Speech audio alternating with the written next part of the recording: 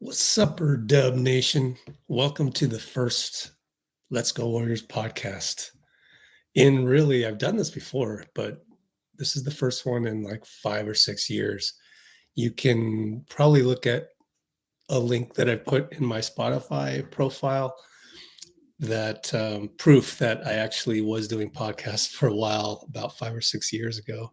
Obviously, we have our live streams and watch parties these days, so that to me counts as podcasts. And that is the bulk of what I'm presenting today is when my co-host Dean Chambers hopped on the live stream after the loss to the Clippers last night, and we had a pretty good discussion about the state of affairs. But I also wanted to hop on here because I had a chance to sleep on it, and I came to the conclusion that I wanted to hop on here because what can we learn from what we saw? Because the thing I love about this game of basketball is that there are so many life lessons from it.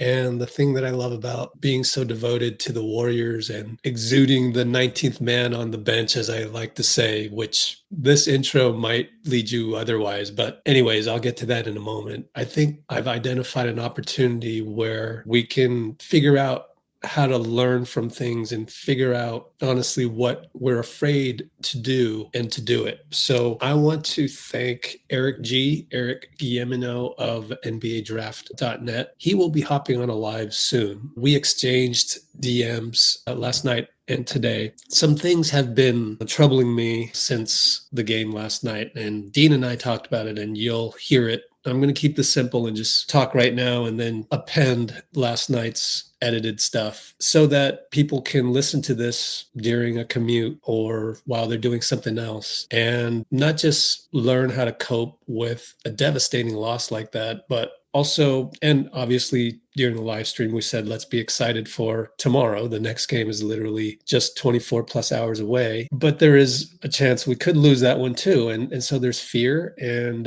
there's also the issue of basically Jonathan Kuminga having a DNP. Dean and I talked about it, so I'm not going to spoil that, but here I'm going to share what Eric G said to me. And we want to preface this by saying that Steph literally was on the podium saying that JK needed to be a part of this. And he wasn't. There's a good conversation I got here with Eric G, but I'm just going to excerpt. He says, I think Kerr is a great coach, but Brandon Ingram, Jason Tatum, Kuminga, wings who hold the ball and main asset is scoring, Steve doesn't like and doesn't know how to use well. Kerr has shown he has favorites that he's willing to learn and play through their mistakes, and others he doesn't. Usually he favors the overachiever, the hustler like Guy Santos, who actually, by the way, was checking into the game we saw on TV, but ended up not. Eric says it was because we had a turnover, so he never came in. Eric does say he's a great coach, but Tyronn Lue would have figured out how to play JK 10 to 18 minutes yesterday. And the part where Eric G and I really get excited about are like trades and contracts and salary cap. We feel for Jonathan. I wanted to add, this is my own opinion, Kuminga coming out to Chase Center last night after the game to shoot around, I feel that might be calculated.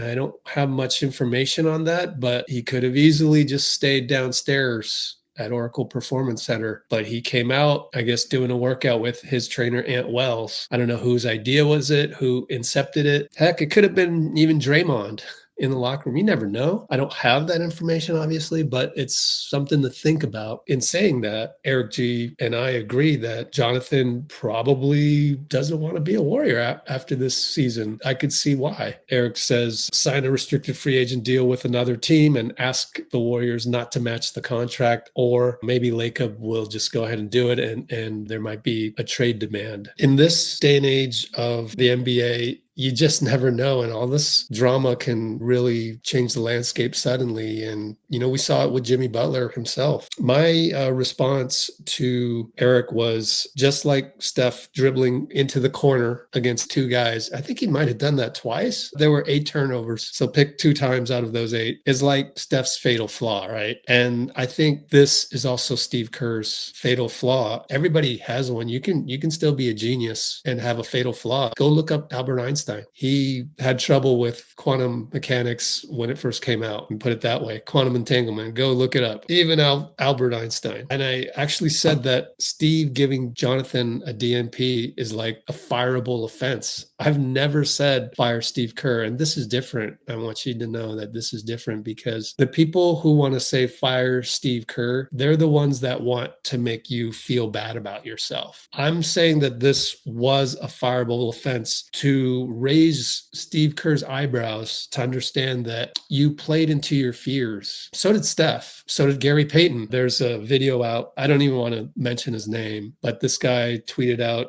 some highlights of a possession where nobody wanted to shoot the ball, and we're trying to get the ball to Steph, and Gary ended up shooting a shot that he didn't have a lot of faith in, and he missed badly on it, and it was a horrible possession. Well, I think there was a lot of fears going on there. So my basis for this whole intro is to say that lots of times it's hard to face your fears, and it's hard to face your fatal flaw. Everyone has something, an Achilles heel, something that is a challenge that's very difficult to get over. Ironically, mine is sitting here and doing a podcast. Editing it is hard. So is getting in front of a camera, even though you may think otherwise when you watch the live streams. But during those live streams, I have the support of a lot of people in the audience. Thank you. You guys all know your names. But yeah, I want to just use the word fireable offense as a tap on the shoulder to say, hey, look, you've got to overcome your fears of not taking a chance on players that are similar to Jonathan and Brandon Ingram. And maybe it's just something that got programmed into your DNA at some point, and that's okay. But to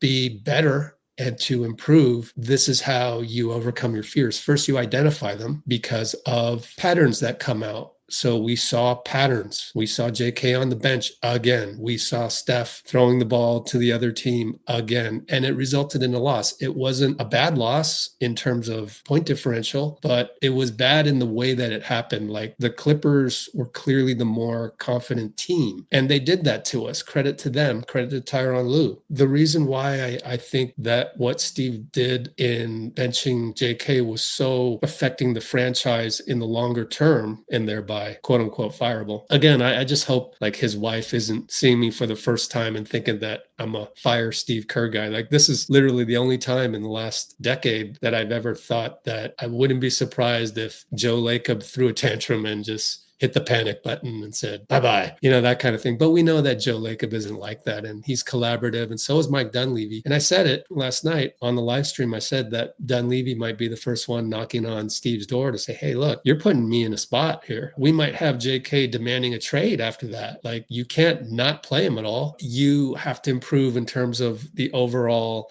force for the trees of the franchise. And it's hard to do that as a head coach, I understand. And we're asking a genius to become a further genius. Like, he's already done enough, right? But still, we are going to have less optionality with Kuminga, I feel. That's a buzzword that was coined by Bob Myers, and now I'm sure Dunleavy uses it. The same thing kind of happened, by the way, and this is a pattern with salary cap type stuff. Wiggins, I don't have the time to go and dig into the details and look it up, but I am pretty certain that on one of the live streams on 2023 to 2024 season, last season, Wiggins not being featured in the offense was concerning to me in terms of the tradability of his contract in the summer. And sure enough, we weren't able to trade his contract in the summer. Now, the main issue was that his dad was basically in bad health, RIP to Mr. Wiggins, but that was the main thing. But then also contributing to that was that, I mean, we can say there's a fraction of Wiggins' contract that was based on performance, not just missing the team for personal reasons, but was based on actual not scoring as many points and not posting him up and getting the ball to him. This is a bit of a pattern, and it's okay. We're all human. This isn't just an indictment on Steve or Steph, because Steph also, what is the issue with that? Why is he throwing the ball to the other team so many times? It was 7 turnovers in the play-in game at Sacramento. Every time he throws the ball to the other team that many times, I don't want to say every time, but a lot of times, we lose. What is the fear that creeps into the mind? What is the doubt that creeps into the mind that would make you dribble into the corner with two guys approaching you? It gets into my last point. I got the sense that going into the Clipper game and coming out of the Clipper game at the post game, especially the demeanor by Steve, was that there was too much deference to the Clippers, to how great they are, Tyronn Lue. Now, I want to preface that by saying that the Clippers are like the Warriors. We have a fully healthy superstar join our team late in the season. Same thing with Kawhi. Their record is not indicative of just really how good they are. And they probably have the 6th or 7th best record since the All-Star break, which you can go look up on StatMuse and I've shown on the live streams. And we have the 3rd or 4th best record since All-Star weekend. So I get that. But when you go into a game with that fear, you are afraid to play Kuminga because, and I wrote this on our website, let me show you in the background, the last article that I wrote was literally about Jonathan and why he only plays 18 minutes per game. This is actually not an indictment of Jonathan. Somebody in the comments thought that I was attacking Jonathan, and then after the game came to the comments to attack me and make me feel bad about myself, calling me names and things like that, when in fact I actually agreed with the guy that Jonathan's got to have at least a foundation, and I wrote it in here, of 18 minutes a game, and then go from there. And how can you play more? I even included this clip where he actually did quite well. And let me show you this, since this kind of cool.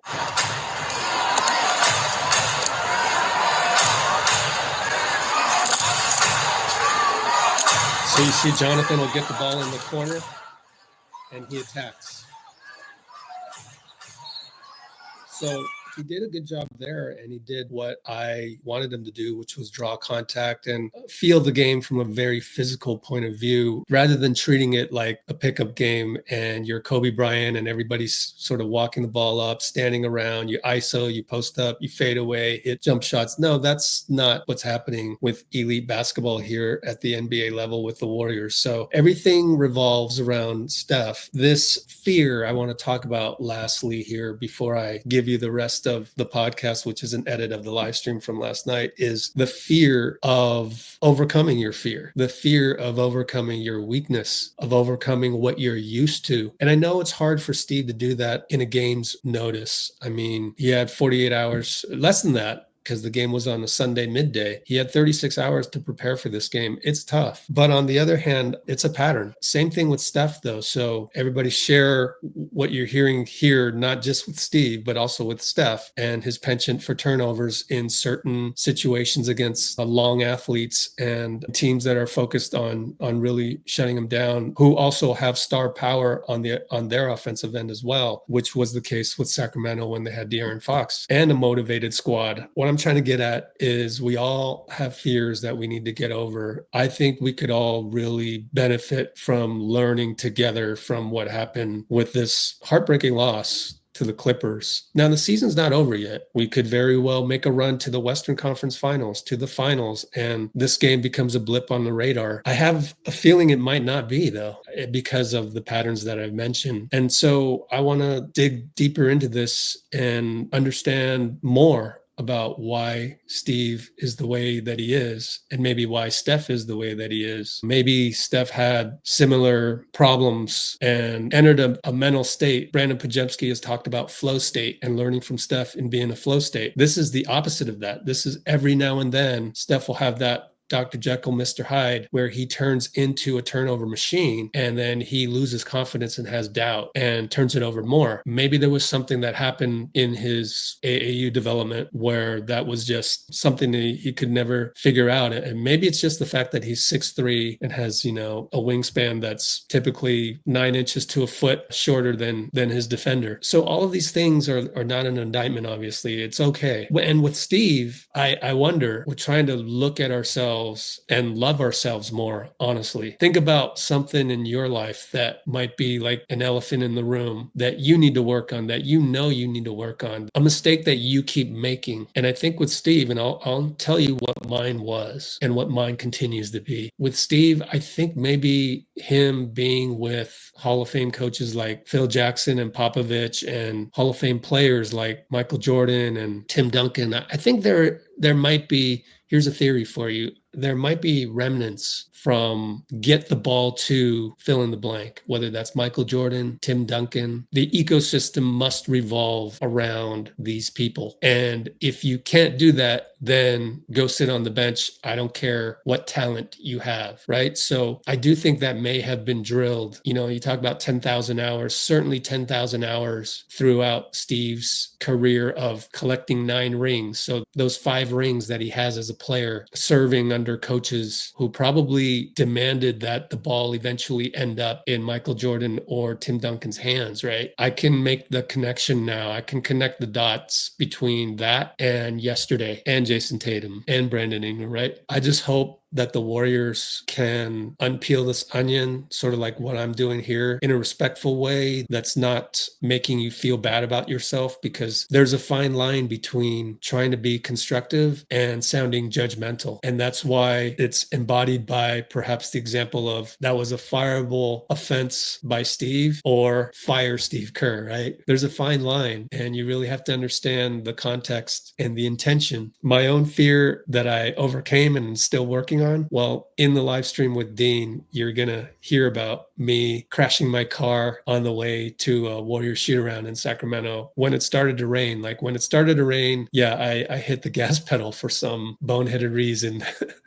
But you look at that and you kind of go, well, I think what happened there was I had a fear of missing out. For whatever reason, I had FOMO that I was going to miss morning shoot around and that it was going to ruin my day and I wasn't going to be a happy person. So it's this process. And by the way, that happened, 8 years ago? And I only kind of learned about self-love a year and a half, maybe a year ago. So it's taken me a while. But in this process, I still have learned to come over FOMO. Obviously, I don't need to be at games anymore, but I was very blessed to have attended more than I can count number of games at Oracle and Chase Center as well. Finals runs and playoff runs. Lots of great people I met. Got the feel of competition. Rubbed people the wrong way, myself too. All of this to say that at some point you have to love yourself for that as well. I'm still learning to do that. I'm okay with the guy that lost control of the car and crashed it and nearly killed myself, laying on the gurney in Highland Hospital, wondering if I was paralyzed. I didn't know. Having to go into the CAT scan and just submitting yourself and kind of letting go and letting it, you know, as people would say, I'm not a religious person,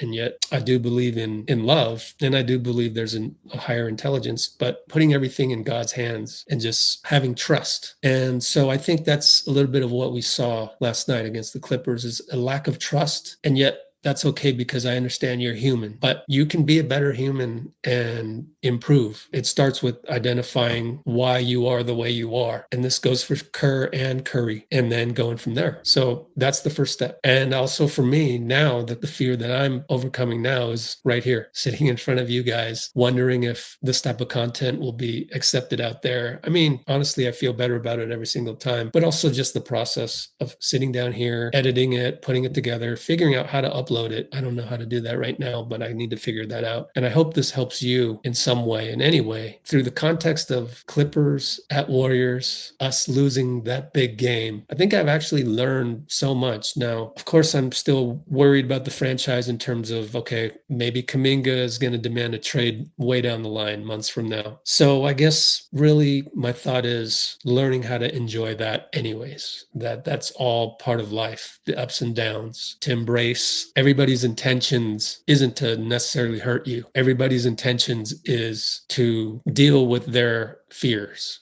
To reinforce my thought of love and hate, the fine line between it, I want to show you a clip from Draymond Green. I think the hate genuinely that both of you guys receive for different reasons, right? LeBron is, of course, an amazing player, but he receives a lot of hate for whatever reason. It's just misguided love. Like, they don't know how to show their love, and the hate that they show is just misguided love. Like, they don't know how to say, wow, I love you.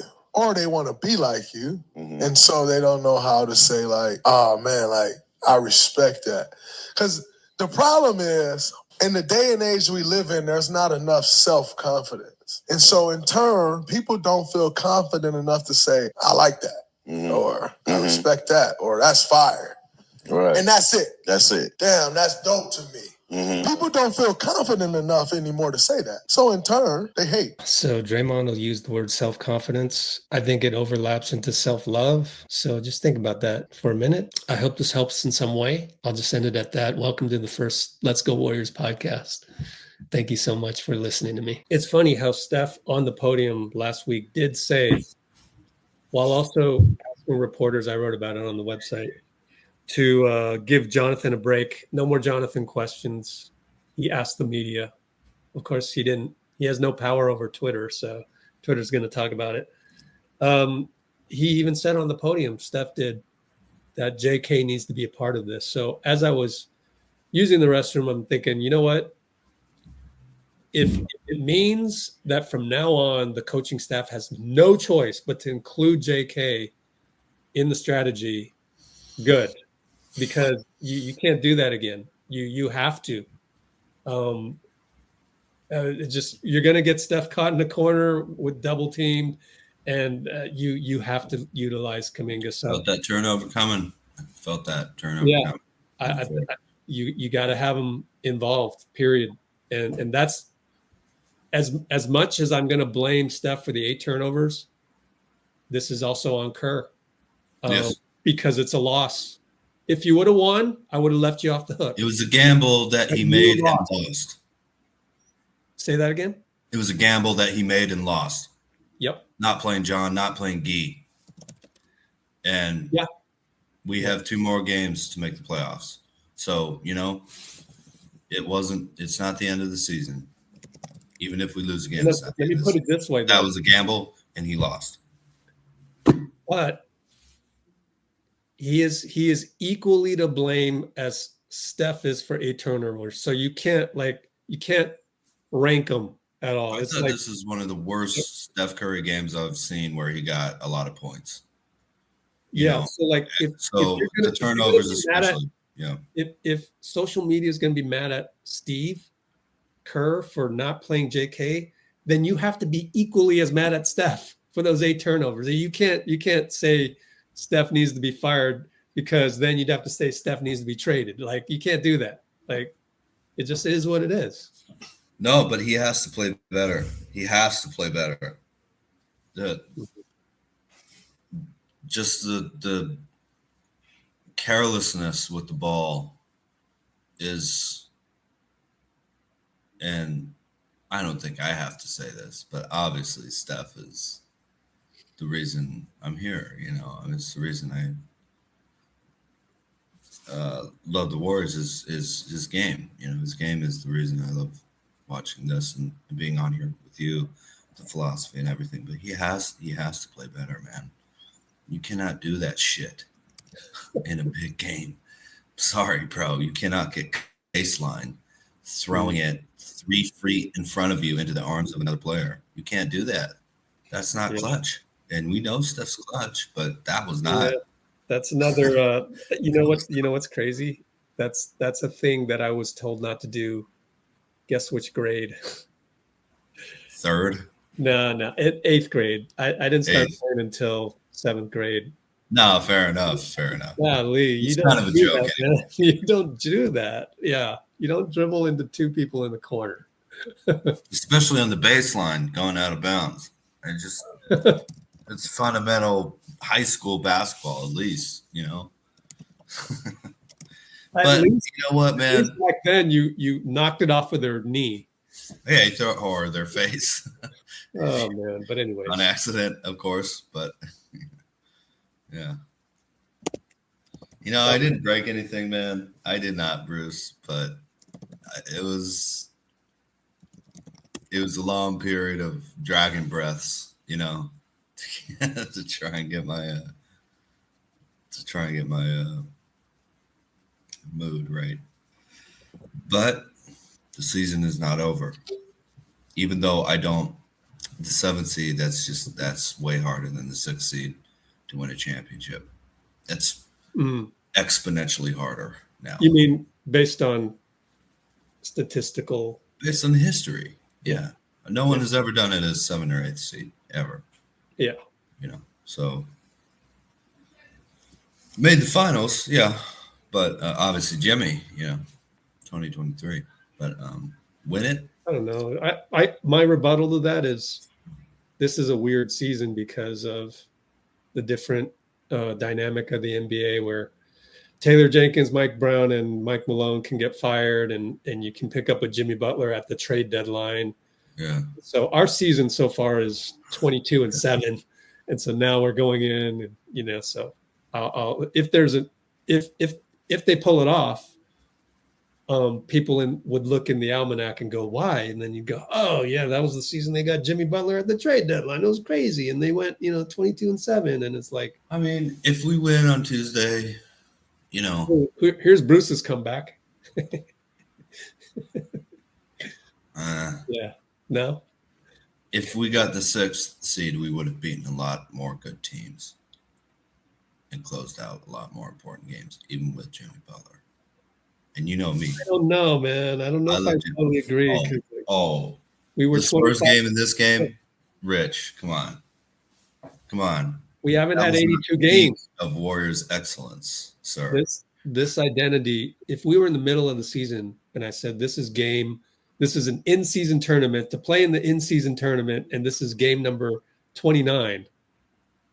We were good when the in-season tournament rolled. Do you think we'd be better by game 82? Yeah. Okay, then. There you go.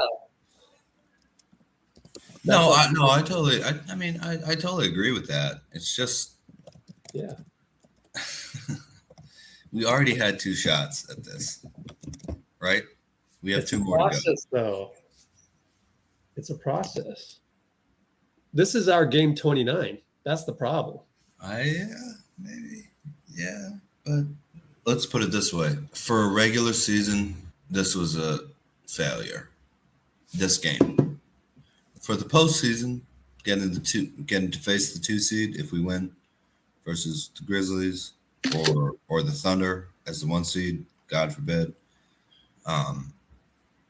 That might be a different playoff gauntlet, I guess, is what you call it, than the 6 or 5 seed. But I still wish we just won. We should have won. We could have won, and we didn't. We didn't. We made as many mistakes as they made great buckets. They hit some Harden and Kawhi, especially. They hit some incredible buckets, and we made some incredible blunders. Really, we did, man. Thoughtless, careless play, And this is the last game of the season. There's no back-to-back or 12:30 start. This is the last game of the season. And it's the first play-in game. Well, I will agree with. I don't agree with you saying it's a failure, because I agree with Dean Agon that it's more of a process. I still think we're in game 29, and show me the 82 games and let me know how we are then, which will bleed into the next season. But I do agree with you that there probably wasn't urgency that this was it. Like there's a cliff behind you if you fall. Like I think that's just, I don't know, the culture. I don't want to win really the very last second, though. Yeah, we have historically done that. That's not good. You're not you don't have KD. It's not 28. You can't do that anymore. We didn't treat this like Game 7 of the NBA Finals. We did not.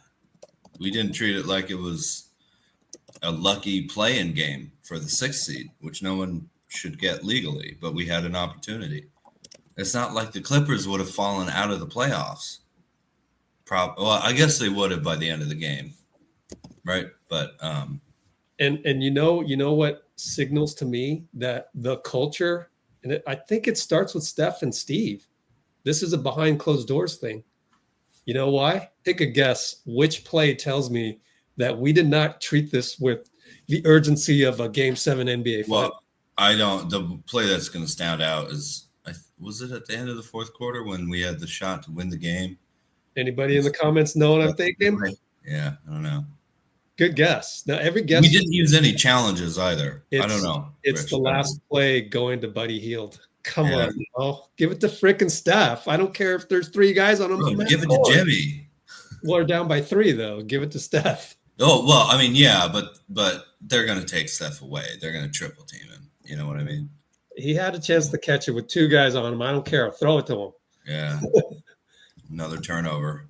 No, sorry. I don't care. It doesn't matter. You have to go to Steph. If it's Game 7 of the NBA final, you can't live with yourself.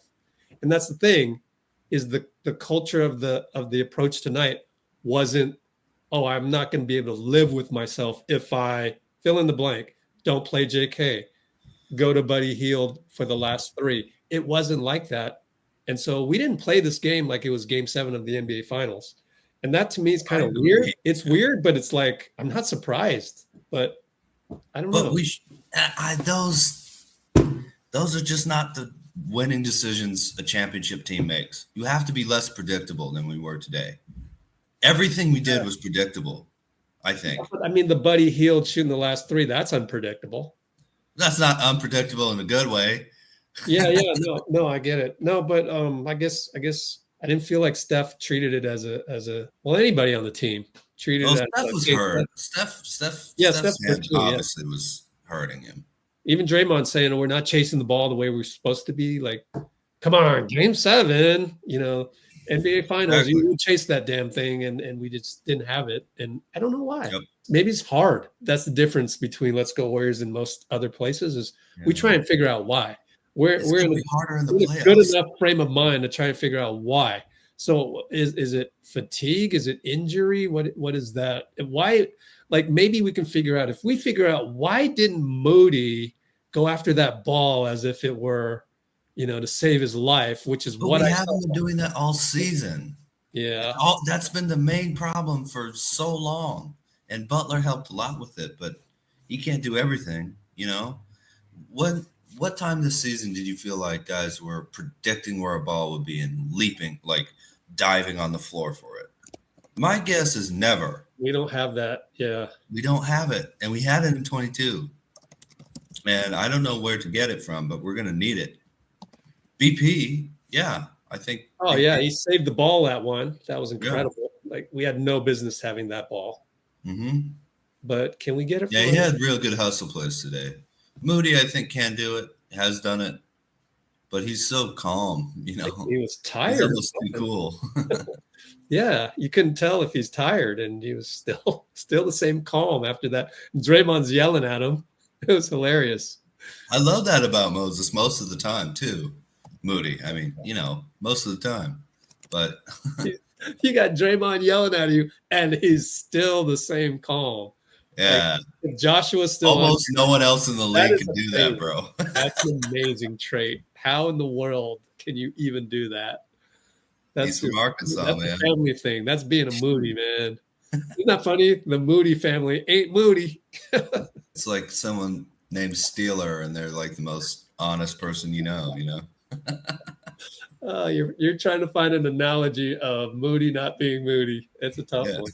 I was upset with this loss, but it's not like I'm gonna not root to see the Rockets in the second round. Warriors Rockets is a great, rivalry, great matchup. I do worry a little because Steph seems to have some bad luck in that arena. He's been hurt quite a few times in strange ways, slipping on sweat, landing on a metal part of the stairs or whatever. But as long as he's healthy, I mean, that's a great showdown, and obviously they would be excited to see us. I think more than any other team that could come in the 7th. I'm excited for that. I feel like it's tough to say you're going to win a championship and not be able to win a game like this. That's all. It's just hard. And the JK gambit, the Santos gambit did not work, and Kerr has to live with that. Yep. Playing an old veteran team. Mm-hmm. If that works out, that's cool. But if it doesn't work, like it didn't, You have to look back and go, Harden, Can't do Kawhi, that again. Can't do that again. you sent us Jonathan Kuminga. They might have worked. They might have helped if they were confident. And you don't know if they'll be confident, but that's where it gets into. I'm almost glad we lost that one. Like, don't do that again. And if it takes this loss for you to not do that again, and don't do that again, and treat it like, you know, Game 7 NBA Finals to save the world type deal against aliens, like, come on, you got to have Kuminga in the lineup. And then, but it's equal to, come on, Steph, you got to not turn the ball over 8 times. So yes, but that's not playing well. The other one was an option. Well, it's not thinking well on Steven the Steph part. That's brutal, Rich. Damn. No, he decimated him. It's equal. To me, it's equal. You can blame Steph on the 8 turnovers, but there's equal blame to Steve for just the culture of not treating this as a Game 7 of the NBA Finals, which is the vibe that we got. So I don't know what it takes to not ever have that again, but if it takes us taking the L and you didn't play JK, well, now you got to play JK. You can't live with yourself. Maybe that's why we needed to lose. That's why. JK and Gee. I'm Gee bound. Yeah. Or keyboard. Energy. Energy. Yeah. So if we get those guys to play meaningful minutes in heavy games, then good. You know what? Honestly, I'm glad for the loss if that's what it takes. Yeah. I just don't understand why we made that gamble in the first place. I don't understand that. I know. Yeah. No, well, I've got a friend who keeps beating herself up about a mistake that happened a year ago. Yeah. So, you know, people make mistakes. So you'll learn by those mistakes. And boy, we made a few tonight and still we almost won. So that's the good news. If that's what it takes to, from this point on, never give JK a DNP. Steph, never have 8 turnovers. Please, no more than like 4, please. And Draymond doesn't smoke a layup in crunch time or whatever those things are. Like Moses dives for the ball. Yeah, just dive for the ball, even if it looks just like Jimmy said, anybody but Steph. Yeah. No, Steph will do it though. That's the problem. Steph will do that. Yeah, he will. He will. If it's Game 7, he will. Yeah. So he gets that. And I'm glad we were able to turn this around into, looking forward to the opportunity on Tuesday, looking forward to improving ourselves via mistakes. That happens in life too. So you gotta be able to get past that and say, okay, I really made a mistake and I got to learn from this. I almost died driving to Sacramento on the morning shoot around. I almost killed myself to get to a Warriors morning shoot around. You think I didn't learn from that? That was a mistake that's even worse than any mistake that could have been made tonight in this game. Of course. So we all make life mistakes out there, and I'll be the first one to admit it. And it's tough to admit because what were you thinking, Rich? Really? You did that? Like, you really almost sacrificed your life for the Warriors? Are you crazy? Yeah, I was crazy that day, but I learned from it. Here I am. And I don't go to any more games. See? I really learned. We need you around, man. Gosh. Appreciate it. Yeah. No, Rich, the problem is we play really hard. I really like the guys on this team. They're loyal, they're tough, they're all that. Just sometimes we don't have the highest basketball IQ. Like, people say that about Kuminga. Fine, but what are we comparing it to? Like, who's playing next to?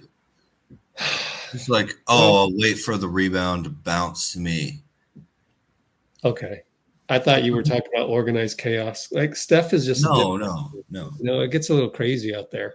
It does on offense, but defense and hustle plays, it's like we're on automatic.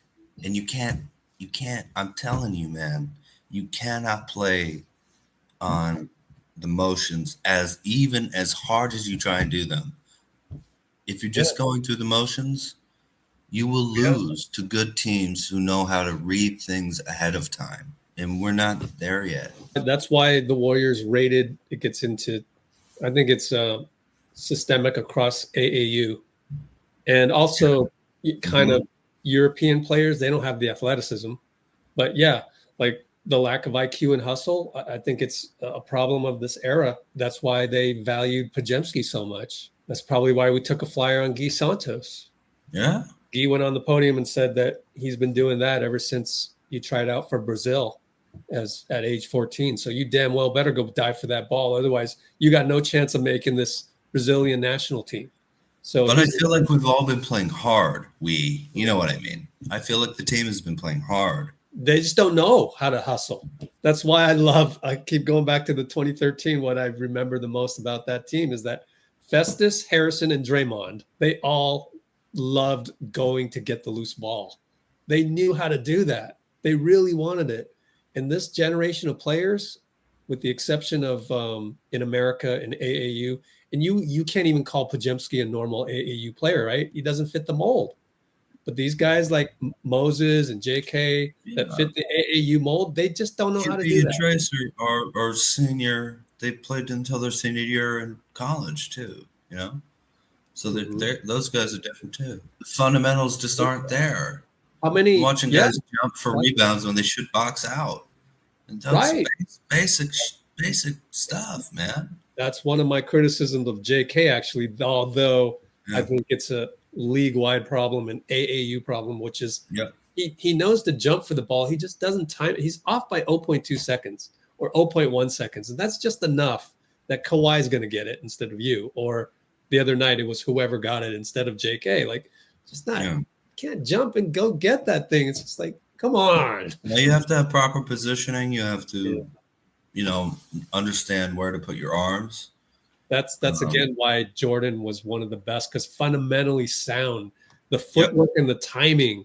People don't realize that part. He gets those rebounds. Yeah, Jordan was great at being fundamentally sound, but the thing is, he drilled that into his teammates like a drill sergeant in the Marines. Yeah. That's why they won. Really, he drilled that into them. Yeah, you can't do that anymore in this culture. No, America. But you have to find a way. You have to find a way to get the message across in a different, medium, I guess, or something. A different philosophy. But you have to get that message across, because this is just basketball. You cannot. So if you have your hands out like this, like a T for a rebound versus a W. The swim move, I'm telling you, they're just going to swim move you every time. But if you have your hands out with your elbows by your sides, right, and you push down, they can't adjust your center of balance, because it's not up here near your neck. It's down here near your hips, and they're not going to be able to move you. And we don't have guys boxing out. Yeah. You know why? Because they never were taught that. In AAU, Dean, nobody cares. You play 7 games a day or whatever. They could care less. They never heard of what you're talking about just now. You know what's more important to teach YouTube camps? Sure. What they teach at AAU camps is, how do you deal with the media? How do you deal with this? All these mental things. And it's like we've lost there's no agenda to actually box out in a freaking AAU camp. So it's systemic. That's America for you. Oh, well. So if you do those things, maybe you'll stand out. Maybe you'll be better than the rest. Draymond. Waiting for the next Michael Jordan to show up that maybe does it differently from the get-go in AAU. But it's the whole American culture. And some of it is uncontrollable. You got more haves and have-nots. There's no more middle class. Can you really blame an AAU parent for doing what they do when they're so desperate? I mean, I can't really. It is what it is. So, man, look at the best players on our team other than Kevin Durant. Who's the highest ranked one coming out of college? Andrew Bogut, Andrew Wiggins, like Butler, Clay, Steph, Draymond. All those guys are middle class. A lot of the other great players in the league, like Anthony Edwards, Shea Gilgeous-Alexander, Jokic.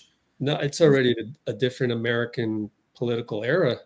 Now we have literally, like, there's a lot of poor people trying to get their kids a D1 scholarship and hoping. Oh, you're talking about money. Yeah.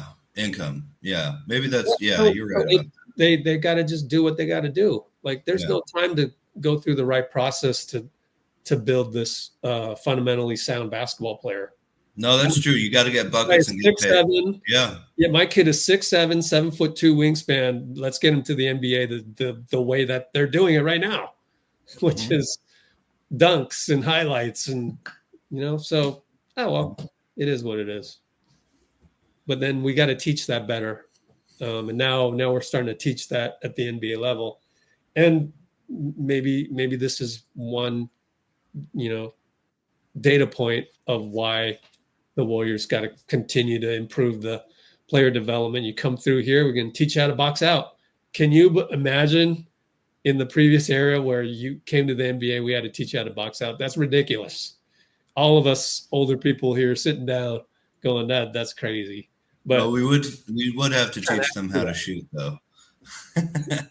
Yeah, that too. So it's nuts. It's nuts. So I can't really be mad that Moody didn't go chase the ball that one time. Like it's just not part of his DNA. Not one time. I'm not trying to single out any player today. We lost in overtime. The Spurs and this Clippers game that's a buzzer beater and an overtime loss by 5 points. It's not like we got humiliated or anything like that. I'm not trying to say that. But that little fundamental things with all the talent we have on the team and maybe a little bit more trust in some of the young players, just a little bit more trust that they will be able to figure it out, without having too tight of a leash. Those are the reason we've lost even 7 games with Jimmy. Really, we went through this time, and all those games came down to little mistakes. Really, I got to go back to the one example on the boxing out fundamental. Yeah, I remember when I was my toughest coach ever was my sophomore year. So we practiced with the varsity one day. Maybe it was early in the season where you could do that. And the drill was freaking boxing out. And you get a point if you got the rebound and it hit. I can't remember the details, but it hit the floor first, and then you got the rebound. Like that's how good you had to box out. You were the one boxing out. Yeah. And the crazy thing is the varsity team had this guy, what's his name? Chris Lane. I forgot his first name, but last name Lane. 6'4", lanky, dangerous elbows. When you're lanky and you're 6'4", wow, dude, I gotta go box him out. I was scared to death for my life. And this is before concussion protocol and all that, right? So probably you can't do that. You can't do it in this day and age. Probably you'd probably get a parental lawsuit or some crap like that. But we had to do that, and that's how I learned how to box out. And there's just nothing similar to that in this day and age of AAU. There's probably nobody on the entire Warriors that ever went through that. Not even Draymond, but Draymond learned how to play defense in Saginaw, and thanks to his uncle. So there's that. But unless you have that, you come from a super inner city situation. But that's a lot more that you got to get buckets and score type thing, So I guess where are we teaching our players defense? It's the NBA. It's the NBA, yeah. And the Warriors do that. Good. Look at Moody. I know. Scary. But that's why a DeAnthony Melton is very valuable out there. That's all I'm saying. Yeah. You're right about that. Would have been nice to have him tonight, man. Would have been nice to have him tonight.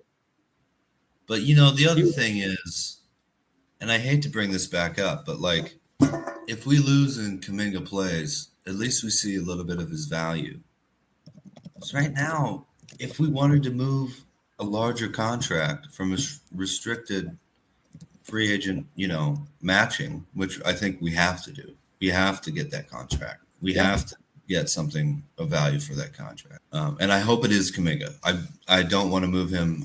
I think he can be great. I hope we play him. I hope he shows out. He's only 22, all that. But not playing him, that tanks the value of him as a Yep. player for someone else.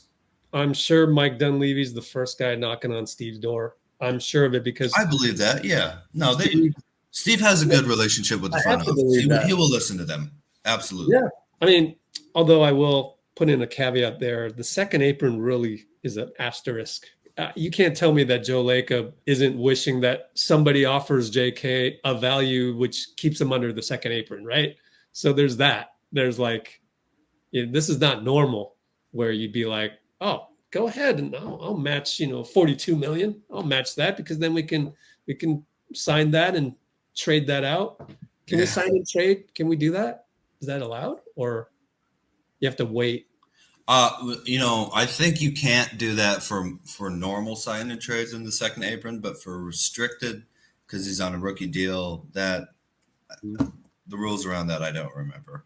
I'll try and look that up. But yeah, look it up if you could. The clearest sign of a casual is when you come in and you say, Warriors need a big man. That tells me you don't understand how the ecosystem around Steph works. Just say who. Who? Yeah. The only thing that can save you from me thinking that you're a casual is to actually name the center that you would like to acquire. But then again, you'll look silly because what are the veteran minimums out there? Bismack Biyombo. Who's the Portland guy that we just played? Jabari Walker. He's not even a center. And then you'll go, oh, okay, well, Nick Claxton. Bro, how do you acquire Nick Claxton? I guess if you mean we need to sign and trade JK for Nick Claxton, say that then. Don't just come on here and go, oh, we need a big man. It's all Steve's fault. He doesn't like big men. It's all Mike Dunleavy's fault or whoever's fault. Joe Lacob. Explain it. Don't be the thumb type 180 character type guy. Like that's tired. As Steph would say, make that old. That's not interesting. Steph is on the podium. Steph is on the podium. Hey. A few moments later. Thanks to Paul Meadow, and appreciate you dealing with me. I had my sword drawn in defense of the team and the big man and the Zubac 17 rebounds. But like my theory on that is that Zubac's got a lot of non-long rebounds. So it was a lot of missed twos that he was able to get inside. But I don't know. I could be wrong. But like the longer rebounds were good at getting to the elbow and getting these rebounds and getting in transition. And that just didn't happen much. And they really like to milk Kawhi and James for those little one-on-one actions, and they didn't settle for a lot of threes either. They like to take it to the hoop. Yeah, I mean, maybe we play GB2 too much. Maybe you want Kuminga on one of them. And I think when you look at the box score, you're going to go, oh, we need a big man. But you got to really understand the dynamic of our team. And back to the main issue with the whole we need a big man thing is, well, it does this new big man set screens for Steph the way Looney does? If you can't, then I'd rather have Looney in there. Can he shoot better than Quentin Post? So if you can't do that, then I'd rather have Quentin Post out there. So it's like Bismack Biyombo isn't going to go get more rebounds than Zubac, who, by the way, is making $19 million. If you're wanting a big man because of the box score tonight, then you must provide the name of the big man that would have set picks for Steph without blitz coverage and catch at the nail and score, or there's no other choice. You have to bring the name. You have to give me the name and provide the salary or provide the transaction. You have to say, okay, then we'll match JK's contract and then we'll go out and get a big man. Who is that? So on and so forth. You can't just come in here and go, oh, we need a big man. That's weak. There's a lot of issues with Memphis that we got to worry about. I mean, again, that's why it's basically a coin flip. The play-in's a coin flip. Something could go wrong. We absolutely have to play better, just like Dean was saying earlier. So with that, I think I'll call it a night or a day. Oh, it's 5:38 already. That was quick. Time flies when you're having fun, aren't you? No, it's fun for me. I mean, we lost. That sucks. Gives you a bad feeling and so on and so forth. But I had fun being on here. I'll say it. I'll had fun unsheathing my sword and defending Steve Kerr, big man, Steph Curry. Not a whole lot of Steph hate out there. They know not to do that. But again, if you're going to blame Steve for anything, then you've got to equally blame Steph for the 8 turnovers. And he said that himself on the podium. So we need oh, here we go again. How? Oh, man. The game is played on both ends. You got to provide the way this big man fits in with Steph directing traffic, meshing with Dre and Jimmy, better than Loon's picks and QP's threes. In other words, you got a lot more to provide than we need size. Doesn't have to be a center. And it can't really be done in 200 characters. But you're going to make it sound like it's a quick fix, and it's not. And by the way, if Steph doesn't turn the ball over that many times, we probably win this game. And then you never bring up the fact that Zubats had 17 rebounds. Therefore, your brain doesn't come to the conclusion that we need a big man. But I discussed that with all the other zombies from Twitter about an hour ago. So I'm done. Maybe come back next live stream and plead your case, but it ain't working tonight. The moment you type in the word need, you got to think about why are you so needy? Okay, so anyways, next live Tuesday. It's not going to be WNBA draft because, well, the yeses came back. 39%, 39%. You're absolutely right, Sid. I'd have more respect if he'd said, we need Zion because he's wide and is a bully and can get bully rebounds, and we should sign and trade JK for Zion. Then I'd have like more respect for that. And even then, I'd have to reconsider how Zion would fit on the squad, right? But at least provide that. But why am I giving you all that attention? We already talked about this. Next live. Should we go tomorrow? Maybe tomorrow. Monday for the draft. What time is the draft, Bruce? 4:30 Pacific time. ESPN WNBA draft. Yeah, why not? Cholo file time. Boop.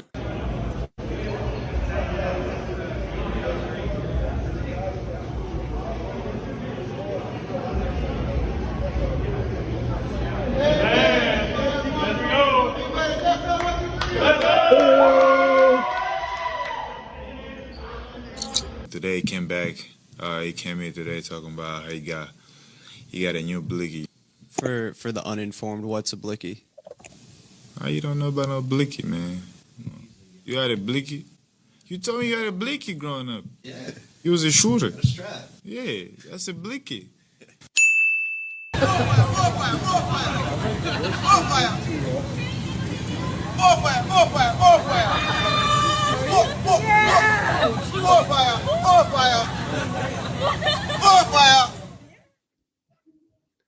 Just us. See you tomorrow, Bruce. Hopefully. WNBA draft. Why not? We do what we do. Let's Go Valkyries as well. See you tomorrow.